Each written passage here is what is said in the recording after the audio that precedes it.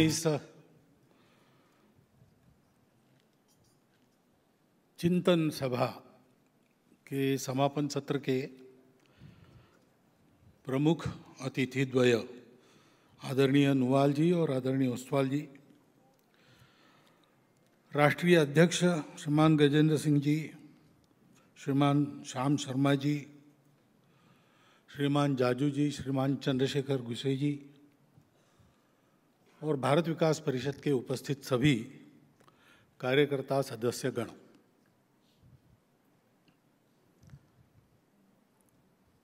वैसे तो सारांश में सारा विषय आ गया है। विषय तो मुझे दिया गया नहीं था, लेकिन पहले भी एक बार मैं भारत विकास परिषद के कार्यक्रम में दिल्ली में गया था, गजेंद्र सिंह जी थे,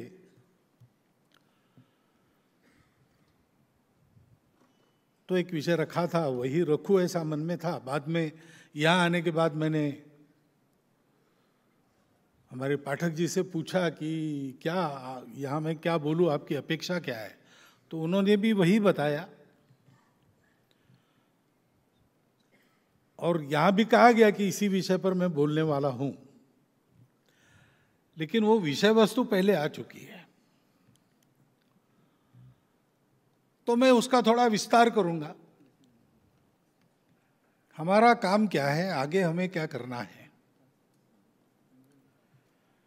क्योंकि बाहर से दिखने में भारत विकास परिषद ऐसे अन्य काम जो चलते हैं दुनिया में, देश में, उसके जैसे ही दिखती है।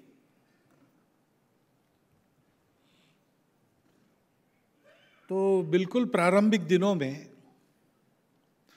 यहाँ नागपुर में तो भारत विकास परिषद नहीं थी, लेकिन वैसा ही एक काम चलता था। आपको ये तो पता है कि भारत विकास परिषद के नाम से कहीं कहीं काम शुरू हुआ, उसी उद्देश्य को लेकर उसी प्रकार के काम अन्यत्र भी स्वयंसेवकों ने ही शुरू किए, उसके नाम अलग अलग थे। बाद में ये सब मिलकर भारत विकास परिषद बना। तो उसकी भूमिका में कोई अंतर नहीं है, उसके गंतव्य में कोई अंतर नहीं है। समान सोचने वाले होने के कारण एक ही समय अनेक जगह ऐसी प्रेरणा हुई। यहाँ नागपुर में सन्मित्र सभा थी, विदर्भ में ही सन्मित्र सभा थी, तो कभी कोई स्वयंसेवक पूछता था कि ये नया क्या है भाई, सन्मित्र सभा क्या चीज़ है। हम संघ की शाखा चलाते हो, वहाँ भी दोस्ती ही करते, सन्मित्र ही होते हैं सब लोग। तो थोड़े में समझ में आए, इसलिए कोई कार्यकर्ता स्वयंसेवक को बताता था कि रे एक तरह से संघ वालों का रोटरी क्लब है, ऐसा बताते थे। क्योंकि बाहर से दिखेंगे तो समाज के संपन्न समृद्ध लोग, शिक्षित लोग इकट्ठा आके कुछ सेवा का काम करते हैं, परंतु इतना मात्र नहीं है, ये हम सब लोग जानते हैं। सेवा के धर्म पर व्याख्यान भी हुआ है अपने यहाँ। हमारे सेवा की प्रेरणा हमारे अहंकार की तृप्ति नहीं है, न ही कोई पुण्य पाने की आशा है।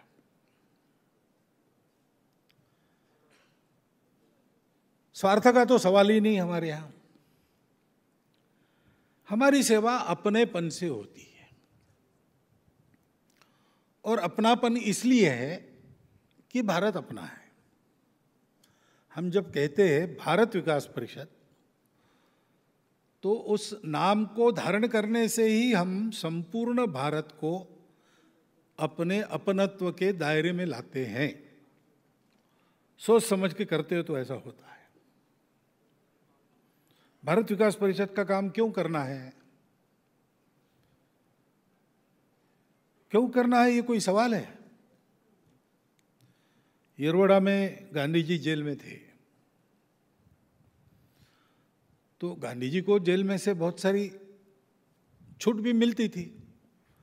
एक तो उस समय के अपने देश के सबसे बड़े नेता भी थे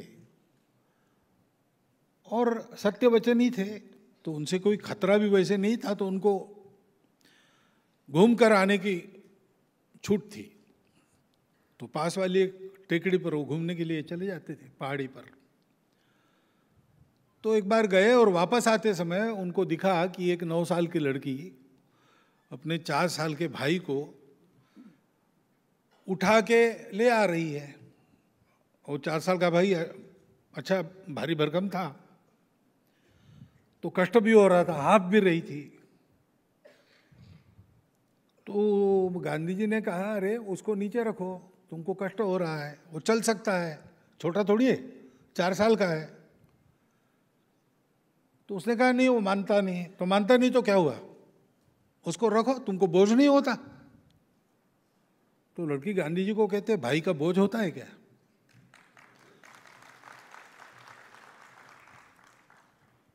तो हम सेवा कर रहे हैं ऐसा वर्णन बाहर के लोग करेंगे, लेकिन हमारे मन में ऐसा आता नहीं ना। सेवा यानी वर्णन करना है, इसलिए शब्द का उपयोग करते, लेकिन मैं कुछ विशेष कर रहा हूं ऐसा थोड़ी रहता है। घर में अपने वृद्ध माता पिता की सेवा करते, तो हम सेवा कर रहे इस अहंकार से थोड़ी सेवा करते, वो तो सहज होता है। ऐसे सहजता से हम अपने लोगों के लिए काम करते हैं, क्योंकि ये भारत मेरा है। ये भक्ति की भावना है। भक्ति का विवरण हुआ, बिनु परिचय नहीं होए प्रतीति से शुरू होकर भक्ति तक हो जाता है। लेकिन भक्ति यानी जुड़ना है। परिचय भारत को जानो, और प्रतीति भारत को मानो, फिर भारत के बनो यानी प्रीति, और आगे भक्ति।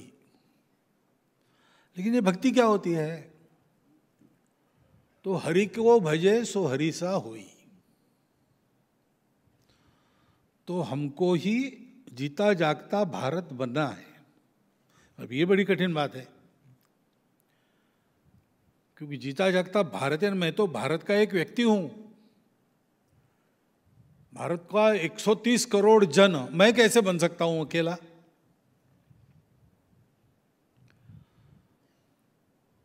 तो उसका मतलब यह होता है कि भारत के हर व्यक्ति में जो भारत की आत्मा काम करती है, वो हमको बनना है। तो भारत की उस आत्मा को समझना है। भारत को जानना यानी उसको जानना है। भारत को जानना यानी भारत के शरीर को तो जानना ही है। भारत का जल जंगल जमीन जानवर, ये भारत का शरीर है। हम संघ में एकात्मता स्तोत्र गाते हैं, उसका नाम भारत भक्ति स्तोत्र भी था, और जिसके कारण वो भारत भक्ति स्तोत्र था वो सब आज भी उसमें है। तो हम भारत की नदियों का स्मरण करते हैं, पर्वतों का स्मरण करते हैं, भारत के भूगोल का स्मरण करते हैं, इतिहास के महापुरुषों का स्मरण करते हैं। यह सब बाहर से दिखने वाला भारत का शरीर है, लेकिन भारत का एक मन भी है, भारत की एक बुद्धि भी है, और भारत की एक आत्मा है। वो आत्मस्वरूप भारत का क्या है? तो वो है सत्य। सत्य को जानना।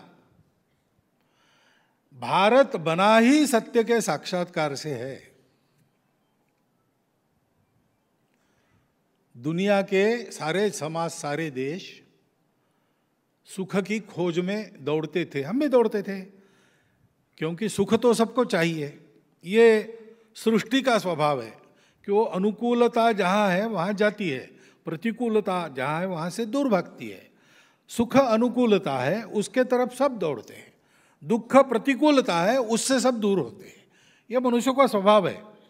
ये केवल पश्चिम का स्वभाव नहीं, ये हमारा भी स्वभाव है, क्योंकि हम चैतन्यधारी है, तो यही होता है। लेकिन बाकी दुनिया ने बाहर खूब खोजा, और बाहर से जितना सुख मिलता है सब ले लिया, हमने भी पा लिया। तो इसे कथा है छांदोग्य उपनिषद में कि 2 प्रवृत्तियां मनुष्य की, एक मनुष्य है, वो सबको जानना चाहता है, सबकी पहचान रखता है, अपना भला होने के बाद सबका भला कर सकते तो भला करता है, अपना भला करने के लिए दूसरों का बुरा नहीं करता। तो ऐसे प्रवृत्ति को कहते हैं देव प्रवृत्ति। और दूसरे हैं कि जो अपने भलाई के लिए सबको बंधन में बांधना चाहते, उपयोग करना चाहते हैं, और जिनका उपयोग वो कर सकते हैं और जो उनको अपना उपयोग करने देते हैं उनकी रक्षा करते हैं। बाकी लोगों को उनकी दया पर निर्भर रहना पड़ता है। मूड में आ गए तो मार देंगे, मूड में आ गए तो अच्छा रखेंगे, क्या करेंगे पता नहीं, सतत उनके भय में रहना पड़ता है। इसलिए जो हमको मानेंगे उनकी रक्षा करने वाले हम, तो वो राक्षस हो गए। तो दोनों प्रकार की प्रवृत्तियों के मनुष्य थे, और राक्षसों के प्रमुख विरोचन थे, देवों के प्रमुख इंद्र थे। और भौतिक समृद्धि के एकदम शिखर पर सब पहुंच गए। शरीर मन बुद्धि के आनंद के लिए जो जो चाहिए वो सब उनके पास था, जितना चाहिए उतना उनके पास था, कहीं भी दुख के लेश मात्र को जगह नहीं थी। लेकिन समाधान नहीं था, संतोष नहीं था, बार बार जैसे वो सुख ही दुखता था। तो दोनों अपने अपने गुरुओं के पास गए, उन्होंने बताया ये क्या, सब है हमारे पास लेकिन मन नहीं भरा, कुछ अधूरापन लगता है, कुछ असंतोष लगता है, समाधान नहीं है, क्या करें। तो शुक्राचार्य ने विरोचन को और बृहस्पति ने इंद्र को एक ही बात बताई कि भैया जब तक आत्मा को जानते नहीं हो तब तक ऐसे ही रहेगा। आत्मा को जान लेने से फिर कोई जानना शेष नहीं रहता, और कभी न फीका पड़ने वाला संपूर्ण समाधान, शाश्वत रूप से देने वाला सुख मिलता है। और वो आत्मविद्या, आत्मा को देखने की ये जो कला है, वो ब्रह्मा जी के पास है। उनके पास जाओ और सीख लो। तो वल्कल परिधान करके हाथ में समिधा लेके पहुंचे। ब्रह्मा जी ध्यानस्थ बैठे थे, वहां गए, नम्रतापूर्वक साष्टांग नमस्कार किया, उनके लिए लाई समिधा पर्णकुटी के, उनके कुटी के एक कोने में रख दी, और उनके जगने की, ध्यान से बाहर आने की राह देखते बैठ गए। थोड़ी देर में ब्रह्मा जी ने आंखें खोली, देखते कि दोनों बैठे हैं, वल्कल पहने हैं, समिधाएं लाई दिखती है कोने में रखी हुई। तो उन्होंने कहा कि तुम शिष्य भाव से आए हो तो कुछ सीखना चाहते हो, बताओ क्या सीखना है। तो उन्होंने कहा कि हमको बताया गया कि आत्मा को देखने की कला आपके पास है, और आत्मा अमर शाश्वत है, और ऐसा ही कभी न फीका पड़ने वाला शाश्वत सुख देता है। तो उस आत्मा को कैसे देखना हमको बताइए। तो ब्रह्मा जी ने कहा कि तुम वैसे कैसे देखते हो। तो बोले हम आंखों से देखते हैं। तो बोले आंखों से नहीं देखते हो तुम, आंख ये यंत्र है, केवल प्रकृति ने बनाया हुआ। देखने वाला कोई और है जो आंखों में बैठकर देखता है, तो तुम उसको देख लो, वही आत्मा है। तो दोनों खड़े हो गए एक दूसरे के सामने और एक दूसरे की आंखों में देखने लगे, देखने वाला कौन बैठा है। अब ऐसा देखते हैं तो अपना प्रतिबिंब ही दिखता है। तो वो दिखा, और दोनों ने ऐसा जाना कि भाई ब्रह्मा जी कह रहे कि ये जो हम दिख रहे हैं, हमारा रूप, शरीर मन बुद्धि, यही है, सब कुछ यही है, यही आत्मा है। इसको जितना सजाओगे बढ़ाओगे वैसा तुम्हारा सुख सजेगा बढ़ेगा। इस आनंद में दोनों वापस चले ब्रह्मा जी को नमस्कार करके। और वैतरणी पार करते समय विरोचन चप्पू चला रहा था, इंद्र उस जल की शोभा देख रहा था। तो इंद्र के ध्यान में आया कि ये जो पानी में मेरा आत्मा दिख रहा है प्रतिबिंब के रूप में, वो तो चप्पू चलाने से नष्ट हो रहा है। तो अमर शाश्वत आत्मा अगर ये है तो ये नष्ट कैसे हुआ, इसका मतलब कुछ गड़बड़ है। विरोचन को कहा भैया वापस चलो, ये तो नष्ट हो रहा है, ये आत्मा नहीं है। ब्रह्मा जी ने कुछ पहेली बुझाई हमसे और हम फेल हो गए। विरोचन ने कहा नहीं नहीं ऐसा कुछ नहीं, हम सब जानते हैं, बुद्धिमान है, अपने अपने समाज के नेता है, और वो सर्वोच्च समाज है हमारे दोनों समाज दुनिया में। तो हम कोई पहेली बुझाने वाले छोटे बालक है क्या? हमको जो बताया वो ठीक है। आसमां पे है खुदा और जमी पे हम, ऐसा कहते हैं, जैसे हम ही सब कुछ है। तो विरोचन वापस नहीं गया और इंद्र वापस गया। तो ब्रह्मा जी ने ऐसी अनेक पहेलियां उससे बुझाई और फिर उसको आत्मा का लाभ हुआ। तात्पर्य यह है कि दुनिया रुक गई बाहर देखते देखते, बाहर से जितना मिला उसी को उसने माना और उसके आगे कुछ नहीं ऐसा माना। हम नहीं रुके। हमारे ऋषि मुनियों ने बाहर पूर्णता नहीं मिली तो अंदर खोजना प्रारंभ किया और फिर एक दिन वो सारी समस्या की जड़ में पहुंच गए। उनको अंतिम शाश्वत सत्य प्राप्त हुआ। उससे उन्होंने जाना कि दिखता जो कुछ है, सर्व यद भूतम यच्च भव्यम, इसी से सब बना है, इसी से सब बनने वाला है, इसी से सब बनता है। यही प्रकट होता है दुनिया की विविधता में। विश्वरूप परमेश्वर है और वही हम सब में ओतप्रोत है। बाकी दिखने वाला तो एक स्तर तक रहने वाला भास है। उस स्तर के आगे जाते हैं तो वो ये दुनिया हमारे मरने पर नहीं रहती लेकिन हम रहते हैं। ये शरीर नहीं रहता लेकिन हम रहते हैं। अपने परंपरा में तो ये बात है ही। विज्ञान भी आजकल खोज कर रहा है कि कभी कभी कुछ लोग एक्सीडेंट वगैरह में एकदम कोमा में चले जाते और कुछ मिनट के लिए मर जाते हैं। कभी कभी डॉक्टर डिक्लेयर भी कर देते हैं और बाद में वो होश में आ जाते हैं। तो ऐसे 1000 लोगों का अमेरिका के तरह तरह की जिनकी आर्थिक पृष्ठभूमि थी, काले भी थे, गोरे भी थे, पीले भी थे, ऐसे सबका 1000 केसेस का सर्वे किया। नियर डेथ एक्सपीरियंस ऐसा जिसको कहते हैं। वो सब अलग अलग लोग थे, अलग अलग मूल के थे, अलग अलग पृष्ठभूमि के थे, अलग अलग शिक्षित थे, लेकिन सबका अनुभव एक सा था।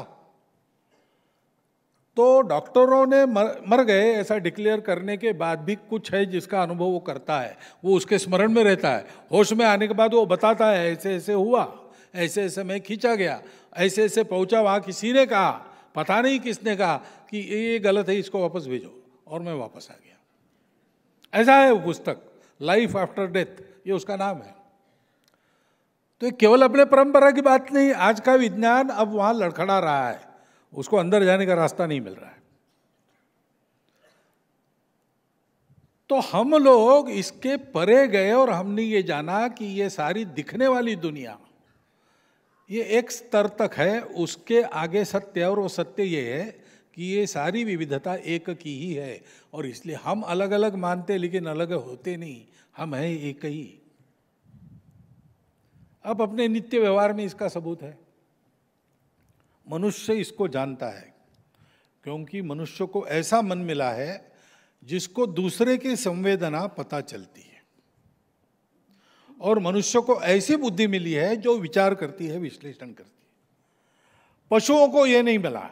उनका मन भी संवेदनशील होता है लेकिन एक दायरा होता है, उसमें जितने हैं उन्हीं की संवेदना वो प्राप्त करते हैं, और की नहीं करते, और उनकी भी संवेदना कुछ समय तक प्राप्त करते हैं। पशु जगत की माताएं भी अपने पुत्र का प्रतिपालन, लालन पालन, संरक्षण सब कुछ करती है, लेकिन एक आयु तक, उसके बाद छोड़ देती है, फिर एक दूसरे को कोई संबंध भी नहीं रहता। मनुष्य का ऐसा नहीं है। मनुष्य पीढ़ी दर पीढ़ी अपने रिश्तेदारों को याद रखता है। कोई मनुष्य ऐसा नहीं है। पशु है, पशु कैसे है? चारा मिला तो खाएंगे, भूख लगी है खाएंगे, जब तक उनकी भूख है तब तक किसी को खाने नहीं देंगे, और भूख अपनी पूरी होने के बाद उस चारे को और कोई खाता है नहीं खाता कोई चिंता नहीं करते। चारा खा लिया पेट भर और कल के लिए गट्ठर बांध के ले गया, ऐसा कोई पशु नहीं है। यह मनुष्य करता है, संग्रह करता है। मनुष्य बचाता है, मनुष्य भी झगड़ा करता है, मनुष्य लूटता है, मनुष्य संग्रह करता है, लेकिन ऐसा मनुष्य भी, उसको अगर भोजन करते समय सामने कोई भूखा पड़ा तो भोजन का कौर उसके गले के अंदर जाता नहीं है। वो या तो उसके खुश देके विदा करेगा या तो धुतकार के भगा देगा। ये दोनों नहीं हो सकता तो उसके ओर पीट करके खाएगा, लेकिन उसको सामने देखता हुआ वो नहीं खा सकता। ये हम सबका व्यावहारिक अनुभव है। ऐसे हम संवेदनशील मनुष्य है। और जिन मनुष्यों ने ये जाना कि हम सारे जगत में हम ही व्याप्त है।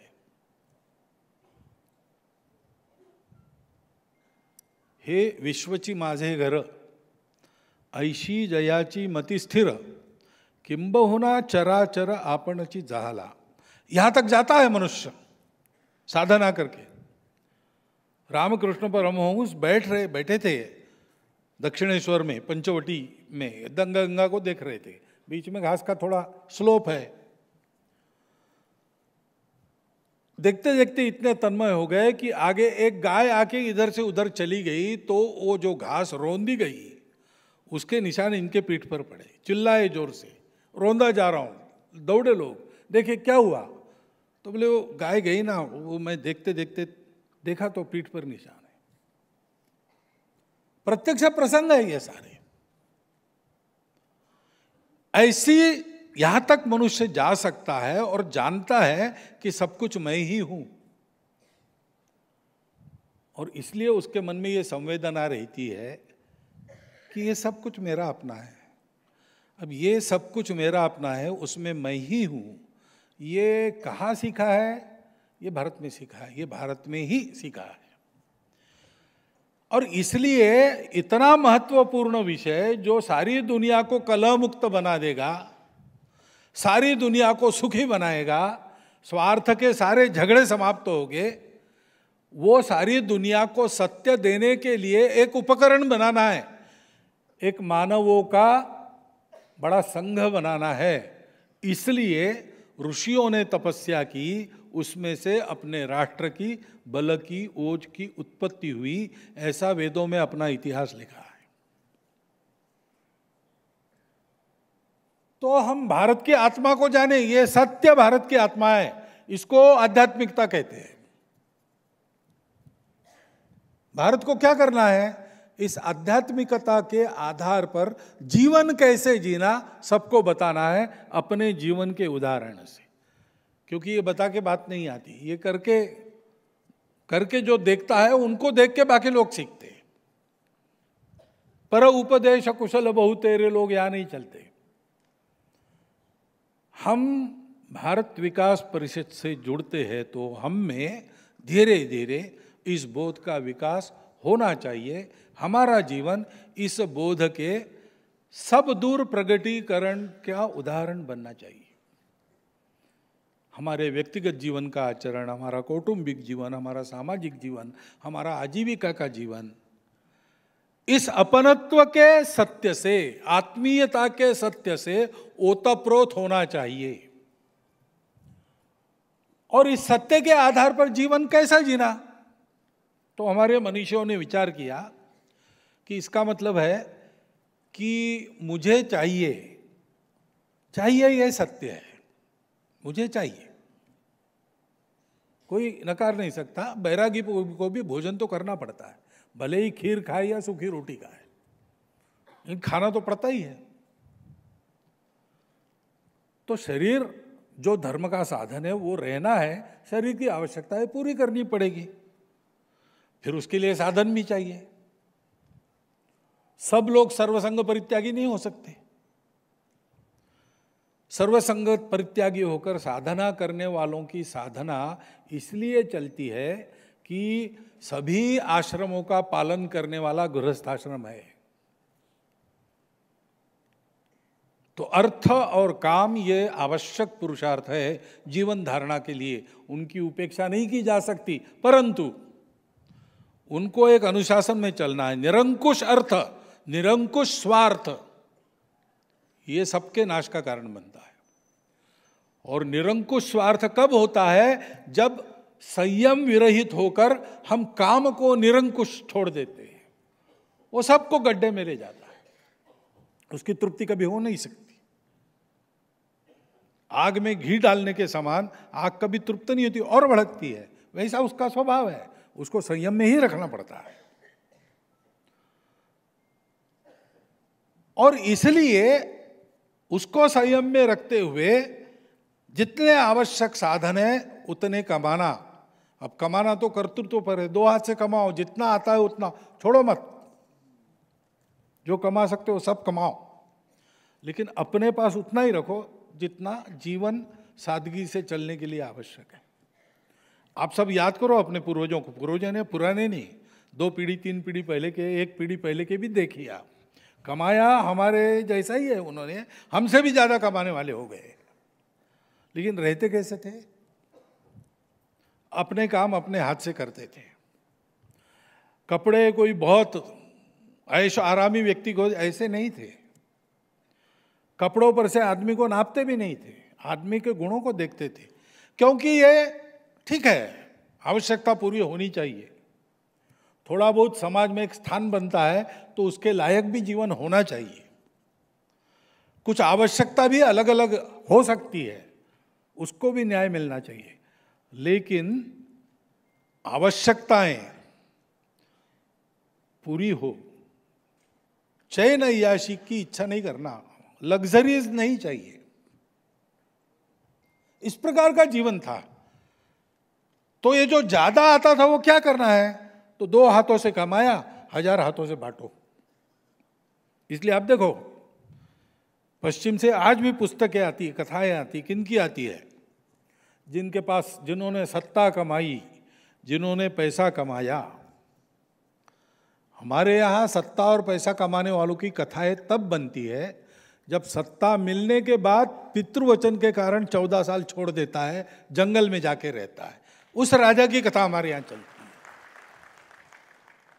जीवन भर की कमाई आजादी की लड़ाई लड़ने वाले राणा प्रताप को दे देता है जो, उस भामाशाह की कथा हमारे यहाँ चलती है। हमारे यहाँ देने वालों की कथा चलती है, पाने वालों की नहीं चलती है। पाना तो है ही, समय से पहले और भाग्य से ज्यादा किसी को कुछ नहीं मिलता।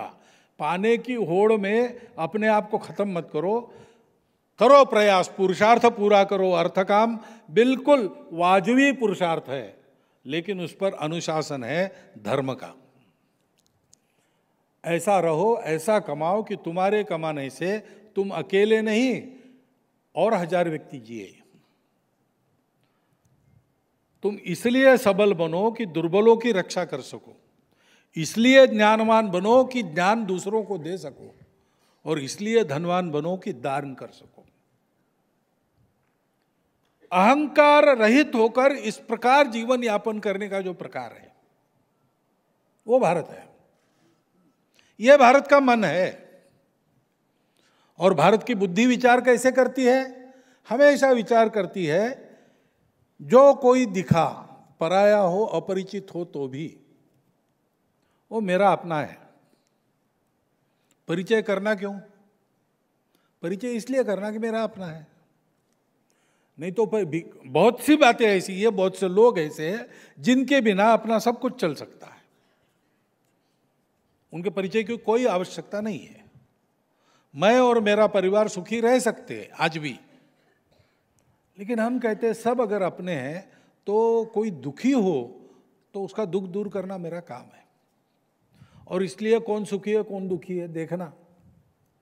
अपने आप पुराने जमाने में ऐसी पद्धति थी, घर में भोजन बनने के बाद पशुओं को देते थे, कुत्ते को देते थे, कौवे को देते थे, कीड़े मकोड़ों को देते थे, गोग्रास गाय को देकर फिर गांव में घूमकर आते थे, देखते थे कोई भूखा तो नहीं, और अगर कोई भूखा है उसके भोजन का प्रबंध नहीं, पहले उसको घर में लाके उसको खिलाते थे, बाद में गृहस्थों को अन्न ग्रहण की अनुमति थी।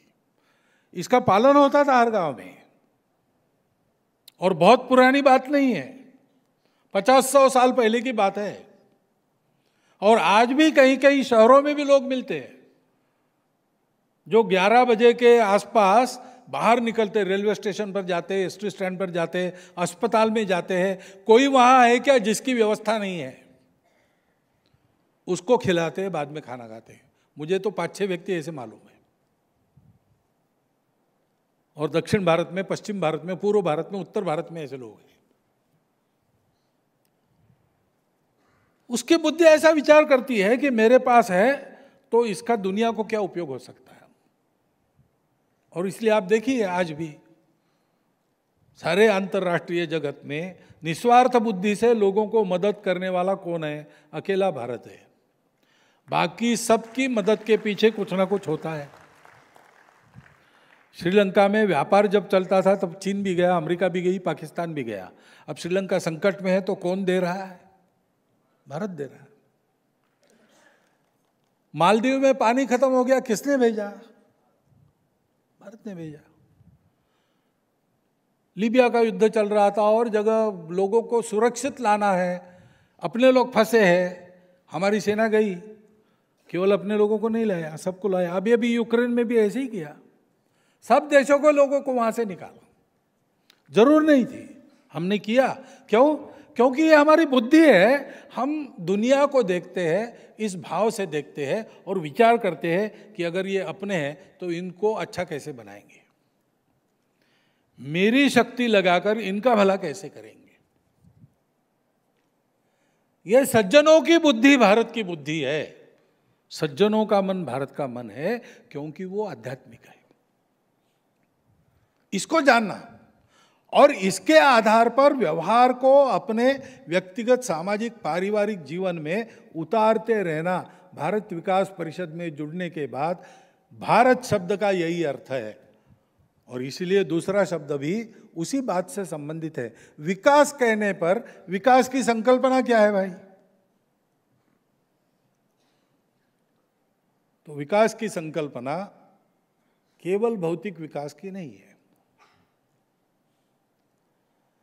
भौतिक विकास जो होता है, हमको भौतिक सुख मिलता है, संपत्ति मिलती है, भौतिक सुविधाएं मिलती है, ये उनको नकारा नहीं है हमने।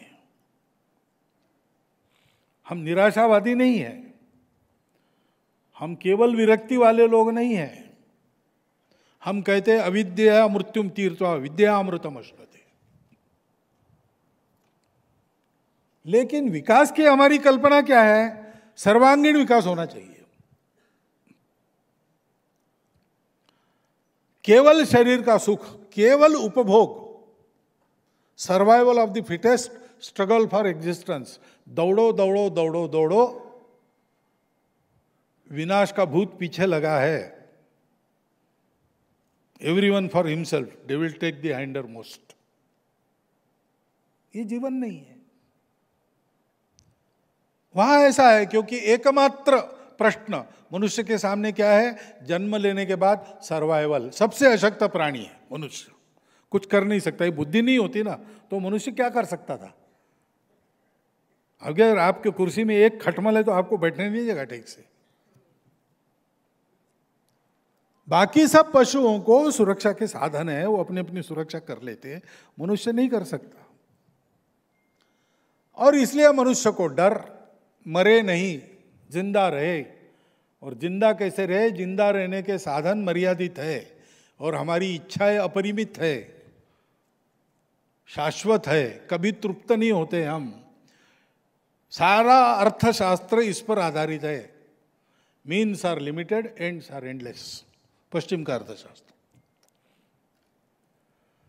और इसलिए दौड़ो दौड़ो दौड़ो, एक दिन मरना ही है। मरने के पहले जितना कर सकते हो कर लो, जितना भोग सकते हो भोग लो, अपने आप को भोग के लायक रखो ज्यादा से ज्यादा दिन, और ज्यादा से ज्यादा भोग करो।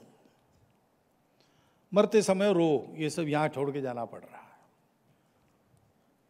हमारे यहाँ ऐसा नहीं है। हमने इन बातों की मर्यादा को समझा है, और हम इसलिए कहते हैं कि विकास यानी मनुष्य के शरीर, मन, बुद्धि और आत्मा का विकास, चारों का विकास, ये विकास है।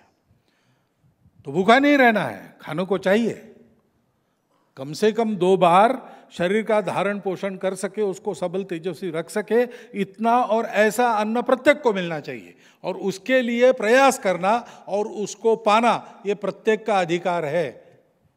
उसके अवसर मारे जाने से कोई चोरी करता है तो वो मजबूरी में कर रहा है, वो गलत काम हो सकता है, लेकिन समझना चाहिए अपराध नहीं।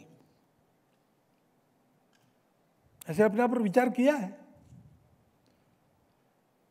और इसलिए ये मिलना चाहिए। परंतु साथ मन प्रसन्न रहना चाहिए। मिलना चाहिए तो कैसे मिलना चाहिए? मनुष्य की सम्मान, मनुष्य की प्रतिष्ठा, मनुष्य की आत्मीयता, उसकी एक भूख है प्रत्येक में, वो तृप्त होना चाहिए। और बुद्धि को, विचार को उचित दिशा मिलनी चाहिए। गलत अन्न खाओगे तो गलत मार्ग पर जाओगे। तामस अन्न मत खाओ। क्यों बताते हैं? बहुत ज्यादा हिंसा करके अन्न मत खाओ, यानी मांसाहारी लोग होते हैं, नहीं होते ऐसा नहीं, लेकिन उसमें भी भारत में देखो, पश्चिम में भी मांसाहारी है, बाकी सब देशों में है। तो मांस है तो खाएंगे, तो रोज खाते हैं। हम रोटी के साथ सब्जी वगैरह खाते हैं, वहां ये मांस मच्छी के साथ रोटी खाते हैं। लेकिन हमारे यहाँ जो मांसाहारी लोग हैं वो पूरे श्रावण मास में नहीं खाते। मंगल को, सोम को, गुरु को नहीं खाना, गुरुवार को, शनिवार को नहीं खाना। वो ये अपने आप को नियमों में बांधते हैं और फिर मांस खाते हैं। यानी उस खाने में भी एक संयम बरतने का वो प्रयत्न करते हैं। और पूरी मानव जाति में जब धार्मिक अनुष्ठान आदमी करता है तो उतने समय तो उसको शाकाहारी होना ही पड़ता है। तो इसको माना तो सारी दुनिया में है, हमारे यहाँ आचरण करते हैं, क्योंकि बुद्धि हमारी ठीक रहे, बुद्धि हमारी ठीक दिशा में हमको ले जाए। और विकास की हमारी संकल्पना समग्र है। और विकास इसलिए एक का होगा और दूसरे का नहीं होगा, हमको नहीं चलेगा। असंतुलित विकास हमको नहीं चाहिए। और विकास अपने अपने परिप्रेक्ष्य में हम अपनी अपनी कल्पना करते हैं। पश्चिमी व्यवस्था चला के देखी, सबको विकास का एक ही मॉडल, उनको 25 वर्षों में वापस आना पड़ा हो। वो आज कहते कि अपना अपना विकास का मॉडल बनाओ। पहले बहुत आग्रह से सारी दुनिया पर थोप रहे थे वर्ल्ड ट्रेड ऑर्गेनाइजेशन के द्वारा कि ऐसे ही करना पड़ेगा, ऐसे ही करना पड़ेगा, अपनी कल्पनाएं भूलो, अपनी संस्कृति को छोड़ दो, मनुष्य की इच्छा आकांक्षाओं को पूरा करना है तो इसके जंजाल से बाहर निकलो। फिर कहा कि ये हमने करके देखा लेकिन ऐसा नहीं होता है, थोड़ा अपना अपना देखना पड़ता है उसके आधार पर। और फिर कुछ वर्षों के बाद कहा कि वो हमारी गलती थी, हमने बहुत कीमत देके ये सीखा है कि ऐसे नहीं हो सकता, हर एक देश की अपनी संस्कृति होती है, उसके अनुसार ही उसको विकास करना पड़ता है। हमने इसको पहले से ही माना है। तो हम विकास करेंगे यानी क्या करेंगे? तो हम जिसको जो देने से वो अच्छा मनुष्य बन सकता है। अच्छा मनुष्य यानी क्या? आज उसको लेना पड़ रहा है लेकिन वो इतना समर्थ हो जाए कि वो देने लगे, उसके लिए हम काम करते हैं। विकास हम इसको कहते हैं। देने वाला देता जाए, लेने वाला लेता जाए, लेते लेते लेने वाला देने वाले का हाथ ले जाए, ऐसी एक कविता मराठी में है कुसुमाग्रज की। तो हम विकास, लोगों के विकास के लिए बहुत सारी सेवा करते हैं। उस सेवा से हम सेवा लेने वालों को नहीं गढ़ते, सेवा लेनी पड़ती है ऐसे लोगों को सेवा देने वाले बनाते हैं, सामर्थ्य में भी और मनोवृत्ति में भी। हमको इस विकास की ओर समाज को ले जाना है, अपने सारे संपन्नता का, समृद्धि का, हमको उस अनुभव से जो एक परिपक्व उसके बारे में बुद्धि मिली, उसका उपयोग हम समाज को, समाज का प्रत्येक व्यक्ति स्वनिर्भर बने, अपना देश स्वावलंबी बने, और ऐसा होने के बाद भी दूसरों का जीवन चले, उसलिए उतनी निर्भरता दूसरों पर रखने वाला बने। हम सब लोग स्वावलंबी थे, लेकिन हमारे यहाँ मिट्टी के बर्तन होते थे पुराने ज़माने में। तो संक्रांति के बाद भोगी के दिन सारे गांव के लोग अपने घर के पुराने बर्तन लेके गांव के बाहर जाके मंदिर दर्शन करके एक जगह उनको तोड़ आते थे, और वापस आते समय कुम्हारों की बस्ती से आते आते नए बर्तन खरीद कर ले जाते थे। एक साल में एक बार उनका रोजगार सुनिश्चित करके आते थे। ये कोई दूसरे बर्तन नहीं थे या धातु के बर्तन नहीं ले सकते थे, ऐसा नहीं था। हमको ऐसा इसलिए रहना है कि उनकी भी आजीविका चले, उनको भी काम मिले। केवल आजीविका नहीं है, समाज में उनका एक स्थान है। इस प्रकार समग्र एकात्म विचार करके एक विकास की अवधारणा हमारी बनती है। उसके आधार पर धीरे धीरे अपने देश की काया को पलटना। विकास शब्द का ये अर्थ होता है हम जो सेवा कर रहे हैं वहां से लेकर तो आगे चल के हम इस प्रकार योगदान करेंगे, क्योंकि हम हैं वैसे समर्थ लोग हैं, हमको ये करना ही है और हम कर भी रहे हैं, लेकिन वो करने में हमारी ये दृष्टि रहनी चाहिए। और ऐसे लोगों की हम परिषद है। अब ये शब्द कैसा कितना उचित है मुझे पता नहीं, लेकिन है अपना अपना है, हमने अपनाया है, उसको वैसे ही रखना है, लेकिन उसके पीछे का भाव समझना है। ये हमारी परिषद यानी हम एकत्रित आने का काम समय समय पर करते हैं। और हमारी सारी रचना में प्रत्येक चैप्टर को पर्याप्त स्वतंत्रता हमने दी है। सेंट्रलाइज्ड कमांड हमारी नहीं होगी। पता नहीं क्या है रचना, ऐसा ही है ना, अपने अपने तय करते हैं सब लोग। लेकिन ऐसा होने के बाद भी हम सब लोगों के मन में भारत विकास परिषद के बारे में अंगांगी भाव रहता है।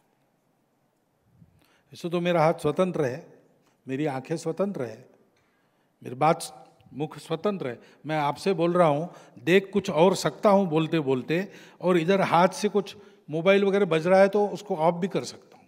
नहीं है मेरे जेब में मोबाइल। तो एक समय ऐसे काम करने वाले मल्टीटास्कर्स बहुत है। तो अंग हर एक स्वतंत्र है शरीर का, लेकिन वो शरीर का अंग है, दिखता अलग अलग है, करता अलग अलग है, एक समय अलग अलग काम करता है, लेकिन वो एक ही शरीर का, और वो शरीर है तब तक वो है। और अगर एक अंग बंद पड़ जाएगा तो शरीर उतना पंगु हो जाएगा। भारत विकास परिषद और भारत विकास परिषद के प्रत्येक सदस्य दंपति का भारत विकास परिषद से अंगांगी भाव का संबंध है। और इसलिए स्वाभाविक पूरे शरीर की आवश्यकता को जानकर प्रत्येक अंग काम करता है, और पूरा शरीर प्रत्येक अंग की चिंता करता है। मेरे पूरे शरीर की आवश्यकता क्या है वो जानकर मेरा हृदय कभी धड़कन बढ़ाता है, कभी धड़कन कम करता है। और मेरा पूरा शरीर अगर कहीं कांटा लग गया तो पूरा शरीर वहां फोकस होता है, आंखें वहां देखती है, हाथ कांटा निकालने के लिए जाता है, बुद्धि विचार करती है खून निकल रहा है क्या, पट्टी करनी पड़ेगी क्या, सारा शरीर उसमें लग जाता है। उस कांटे की वेदना मेरे शरीर के प्रत्येक कोशिका में झंकृत होती है उसी क्षण। स्वस्थ शरीर ऐसा रहता है, स्वस्थ परिषद ऐसी रहनी चाहिए। मनुष्य एकत्रित आते हैं तो जैसे परिचय होता है, परिचय से मिलके काम होता है, लेकिन परिचय से झगड़ा भी होता है। जिनसे अपना परिचय नहीं उनसे झगड़ा नहीं होता है। जो संपर्क में आते हैं, जिनसे परिचय होता है, उन्हीं के साथ झगड़ा होता है। झगड़ा करना या परस्पर पूरक बनना यह मनुष्य की बुद्धि पर निर्भर है। परिषद में हम सब लोग परिषद के लिए है, और परिषद एक एक सदस्य दंपति की चिंता करती है कार्यकर्ता के नाते। ये जो जीवंत संगठन का मॉडल है वो हमारा मॉडल है। और ऐसा न होना तब होता है जब मनुष्य अपने अहंकार में बाकी सबको गौण मानता है, और ऐसा होता है वो तब होता है जब मनुष्य अपने आप को इस टीम का एक मानता है। मैं भी हूं, नहीं मैं कुछ भी नहीं, ऐसा नहीं कहता हूं, वो है, मैं ही हूं, ऐसा भी नहीं कहता। इन सब में मैं भी एक हूं। चर्चा होगी, मेरा भी मत होगा, निर्णय होगा, जो निर्णय होगा वही मेरा मत होगा। मतभेद को लेकर मनभेद नहीं।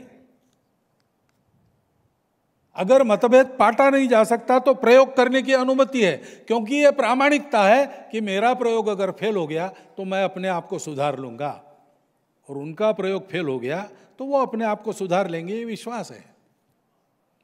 इस प्रामाणिकता, पारस्परिकता, विश्वास और आगे जाने की किसी को चाह नहीं है। जब कोई श्रेय मिलता है तो हम पूरे टीम को आगे करते हैं, और जब कोई जोखिम उठानी है तब हम पहले कूदते हैं। इस प्रकार की प्रवृत्ति लेकर प्रत्येक वहां रहता है।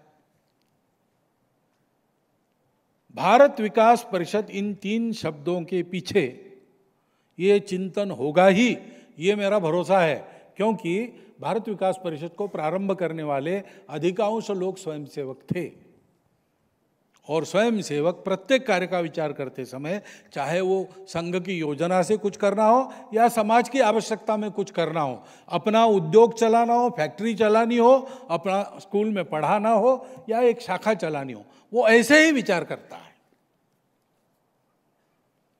और इसलिए हम लोगों को इस दिशा में अपने आप को विकसित करना है, भारत विकास परिषद को विकसित करना है, और भारत की 130 करोड़ जनता को अपनत्व के सूत्र में बांधकर इसी ओर ले जाना है, ताकि